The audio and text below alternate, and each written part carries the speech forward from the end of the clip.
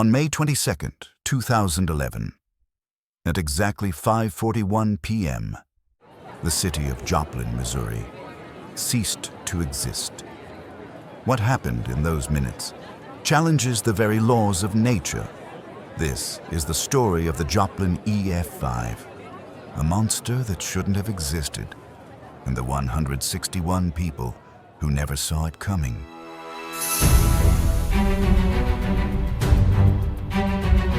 May 22nd started like any other Sunday in this quiet Missouri town of 50,000. High school graduations were in full swing, and laughter filled the air. Families gathered for barbecues, and children played in the parks. But by 2 p.m., meteorologists at the National Weather Service in Springfield noticed something unusual. At 4:30 p.m., the first tornado warning was issued for Newton County, just west of Joplin. But this wasn't just another storm.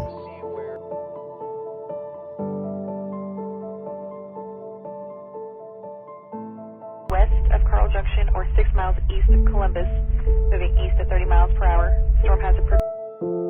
At 5:09 p.m. it began. A second supercell, moving at 45 miles per hour, spawned a wedge tornado south of the city. At 5:17 p.m., the second tornado warning was issued, this time for the city of Joplin itself. At St. John's Regional Medical Center, staff began moving patients away from windows. They followed the standard tornado drills. But this was no standard tornado.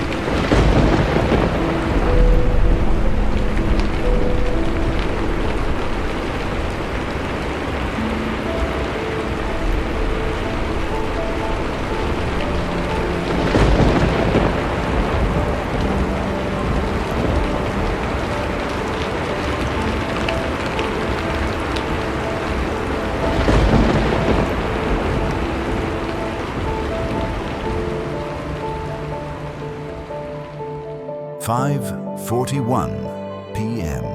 Impact. The tornado hit St. John's Hospital, traveling at 45 miles per hour, with rotational winds over 200. Survivors described it as a freight train. Others said it sounded like a jet engine inside their head. For 32 minutes, the tornado carved a 6-mile path of total annihilation. Peak width, 3/4 of a mile. Some survivors reported something terrifying, a moment of complete silence. They were inside the eye.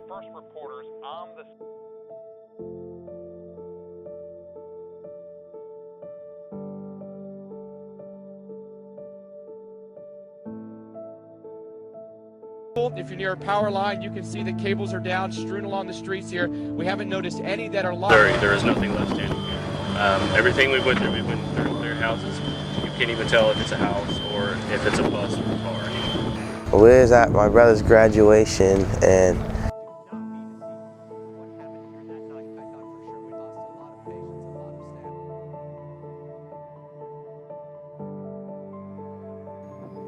this would have been where we walked in.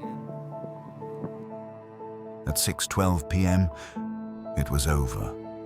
The tornado lifted northeast of the city. The silence that followed was deafening. In the days that followed, survivors reported something inexplicable. Joplin would rebuild. In the wreckage, they found something powerful: community. 161 names are carved into stone at the Joplin Memorial. 15 of them were children. Nature doesn't need a reason. It's a bus. It doesn't send warnings we can always understand. If this story moved you, hit subscribe, because nature's power deserves our respect, and their memory deserves to be told. This channel exists for one reason: to honor the lives lost by learning from them. Nature isn't our enemy, but she's not our servant either. Every disaster we cover is a lesson we ignored, a warning we dismissed.